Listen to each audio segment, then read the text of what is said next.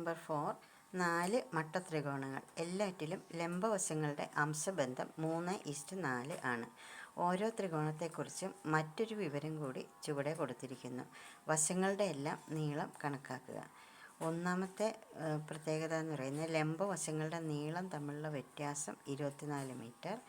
രണ്ടാമത്തെ ത്രികോണത്തിൻ്റെ പ്രത്യേകത അതിൻ്റെ കർണം 24 മീറ്റർ.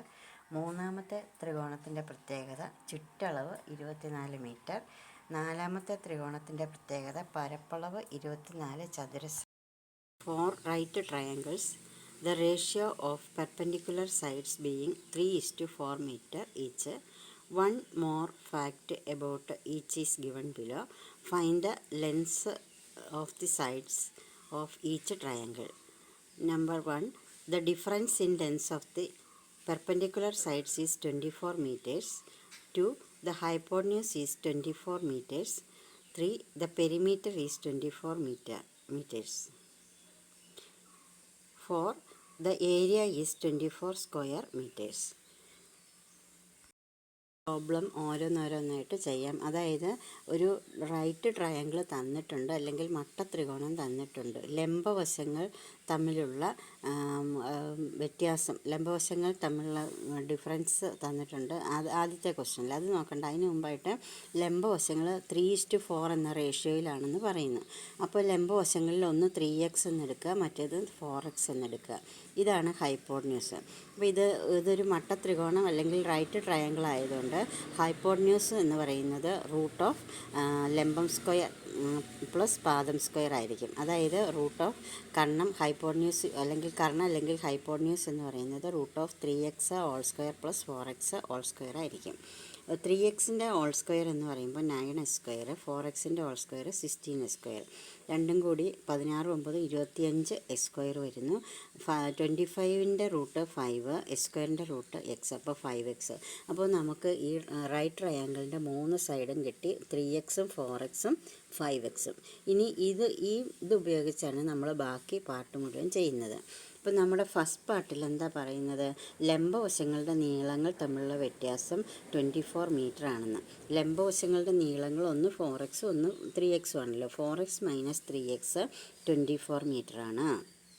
അപ്പോൾ ദ ഡിഫറൻസ് ബിറ്റ്വീൻ ദ പെർപെൻഡിക്കുലറിനാണ് ഈ സിമ്പിൾ ഇട്ടിരിക്കുന്നത്. പെർപെൻഡിക്കുലർ സൈഡ്സ് തമ്മിലുള്ള difference 4x minus 3x is equal to 24 metre.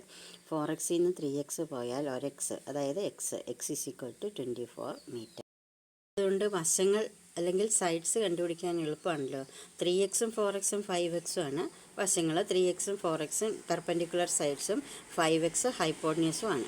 അപ്പോൾ ഇത് 3x എന്ന് പറയുമ്പോൾ എക്സിൻ്റെ വാല്യൂ നമുക്ക് 24 എന്ന് കിട്ടി. 3 × 24 72 മീറ്റർ. 4x എന്ന് പറയുമ്പോൾ 4 × 24 96 മീറ്റർ. 5x എന്ന് പറയുന്നത് 5 × 24 120 മീറ്റർ. അപ്പോൾ ഇത് നമ്മൾ ചെയ്തത് ശരിയാണോ എന്ന് അറിയണമെങ്കിൽ root of 72 whole square plus root of 96 whole square എന്ന് പറഞ്ഞാൽ റൂട്ട് 120 സ്ക്വയർ ആണോ എന്ന് നോക്കിയാൽ മതി. ഇനി അടുത്ത സെക്കൻഡ് ക്വസ്റ്റ്യനകത്ത് എന്താണ് നമുക്ക് തന്നിരിക്കുന്നത്? സെക്കൻഡ് ക്വസ്റ്റ്യനിൽ പറഞ്ഞിരിക്കുന്നത് നോക്കട്ടെ. സെക്കൻഡ് ക്വസ്റ്റ്യൻ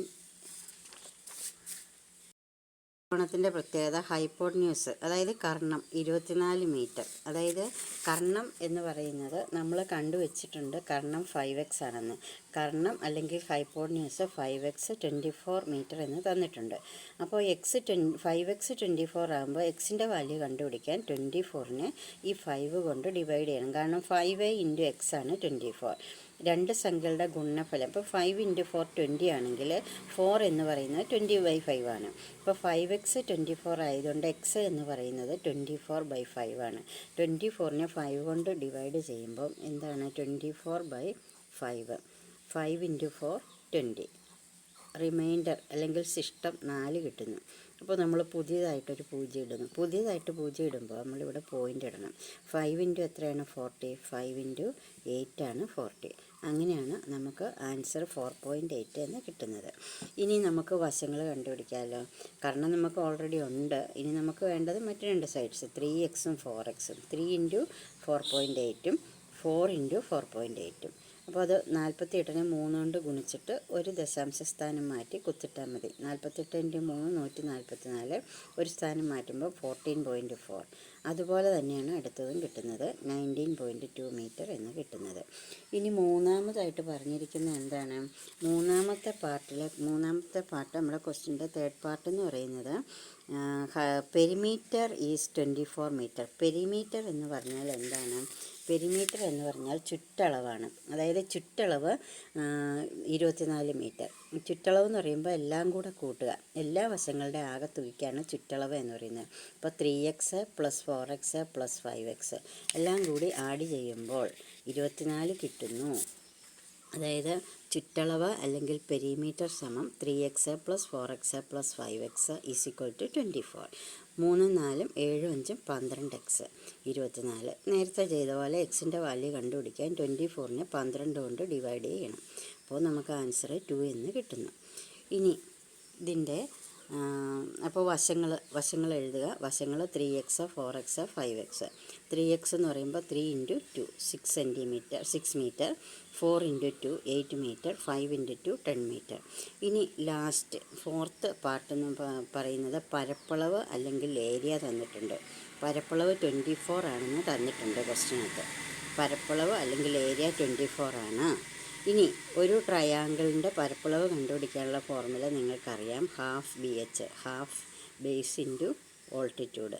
ബേസ് അതായത് പാദം, ഹാഫ് ഇൻറ്റു പാദം ഇൻറ്റു ലംബം അതായത് ഹാഫ് ഇൻറ്റു പാദം അല്ലെങ്കിൽ ബേസ് ഇൻറ്റു ഓൾട്ടിറ്റ്യൂഡ് അല്ലെങ്കിൽ ഹൈറ്റ് അല്ലെങ്കിൽ ഉയരം.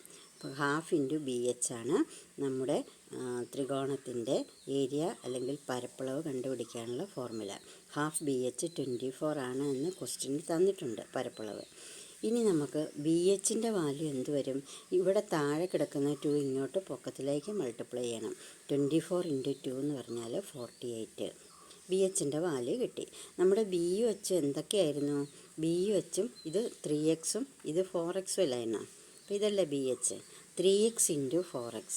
3x × 4x ആണ് നമുക്ക് ബിക്കും എച്ചിനും വരും. ബിക്ക് വരും 3x എന്നും കൊടുത്തു, എച്ചിന് വരും 4x എന്നും കൊടുത്തു. അപ്പോൾ 3x × 4x 48 ആണ്. 3 × 4 എത്രയാണ്? 12. x × x എത്രയാണ്? x². x + x ആണെങ്കിൽ 2x, x + x എന്ന് പറഞ്ഞാൽ 2x, x × x ആകുമ്പോഴോ x². ഇനി x + x ആണ്. 3x ഉണ്ടെങ്കിൽ 3x, x × x × x 3x ഉണ്ടെങ്കിൽ s³. മനസ്സിലായോ? മൾട്ടിപ്ലൈ ചെയ്യുമ്പോൾ പവറായിട്ട് വരുന്നു, ആഡ് ചെയ്യുമ്പോൾ ലെഫ്റ്റ് സൈഡിൽ വരുന്നു, കോയിഫിഷ്യൻ്റായിട്ട് വരുന്നു. അപ്പോൾ ഇവിടെ 3x × 4x എന്ന് പറയുമ്പോൾ 12 × x × x s² 48. s² 48 12 s² 48 ആകുമ്പോൾ s² എന്ന് പറയുന്നത് 48/12 ദാറ്റ് ഈസ് 4. 12 × 4 ആണല്ലോ 48. എക്സിൻ്റെ വാല്യൂ കിട്ടി. ഇനി നമുക്ക് സൈഡ്സ് കണ്ടുപിടിക്കാമല്ലോ. സൈഡ്സ് എന്ത് വരും? 3x 4x 5x. 3 × എത്ര ഇട്ട് കൊടുക്കണം? എക്സിന് വരും 2 ഇട്ട് കൊടുക്കണം. 3 × 2 6 മീറ്റർ, 4 × 2 8 മീറ്റർ, 5 × 2 10 മീറ്റർ. അപ്പോൾ നമുക്ക് ഇതിൻ്റെ കഴിഞ്ഞ പ്രോബ്ലത്തിൽ എക്സിൻ്റെ വാല്യൂ 2 ആയിരുന്നു. ഈ പ്രോബ്ലത്തിൽ എക്സിൻ്റെ വാല്യൂ 2 ആണ്. അപ്പോൾ എല്ലാം ആൻസർ ഒരുപോലെ വരും.